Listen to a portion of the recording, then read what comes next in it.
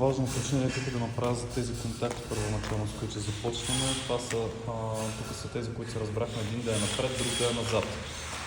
Имаш метър назад. Не, пусти. Да, аз снимам. Мисълта ми е, че единия се отваря на така, а другия се отваря на така. И тук ти е това луфт, който да зависи от нивото на плочките. Плочкаджиите, нали, който ще го прави, трябва да го съобрази това нещо. Това са за тези и ето за тези тук съответно.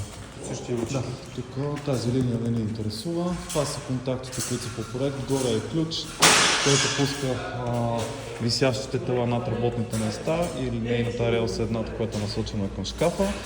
И още една, и другата релса също. Да, точно така. Долу имаме контакт. Тук не е съществуващия, както се разбрахме. Този ключ контролира скритото осветление, което е на тази цялата стена. Девиаторен е с този там стърчащия кабел, който се гради после в конструкцията. Да, това са ни висящите тела. Първо, второ, трето, четвърто. Така, тук си имаме подов контакт, както е по проект.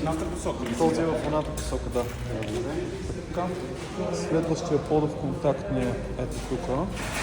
Кухнята ли си? Кухнята е тук. Тя е така. Да, бюрото. Като този пак е абсолютно стандартен.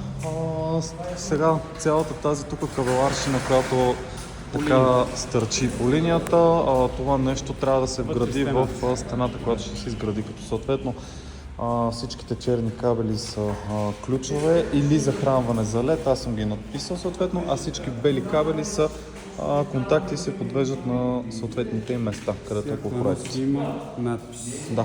Добре. Да, като тези свитичките всъщност са за контакти, а този пуснатия, който съм го оставил, е директен кабел, който ще е за фурната и печката. По-висок. Не, просто отделен. Тези не ни касаят старите, нали? Не, тези не ни касаят, те са елиминирани, те няма да работят, като навсякъде на тавана съм описал кой кабел, какво пусти, за какво е съответно. Това при кутиите. Не, кутиите не ми интересува. Това стърчащите кабели, тук се пише релса захранване, да, висящо едно. Така. Тук има също подов контакт по проект. Ето този. Трябва да ги отрежаме, това е само прътове. Те не трябва, че да. Ключ, контакт.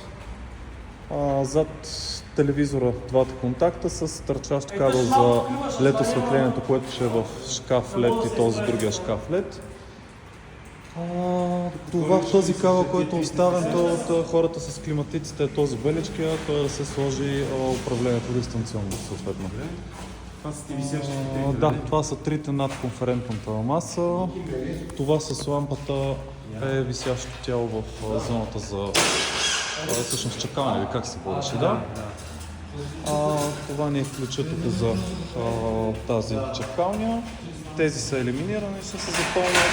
Това се остава тук с сота, това вече не ни касае нас. Да, за клавиатурата. Така тази стеничка ще дойде, ще се изгради до къде беше линейката? Ето я. Реално до тази линия тук. И това е управлението на климатика. Белия кабел е оставен за управлението за климатика, трите черни кабела са за ключове за осветление, които съответно ще дойдат някъде, може би ето на това ниво е така. Отиваме само сега към таблото, което е последното от нещата. Както се разбрахме, това не е основното, това е допълнителното, което сложихме, с всичките предпазители тук на всичките ни линии. С хората с климатиците се разбрахме, че няма да пускаме допълнителен кабел, този си остава за главното тяло долу, а съответно това си остава за вътрешните тела, които съм ги подвел навсякъде, да могат да си ги свържат. И това е.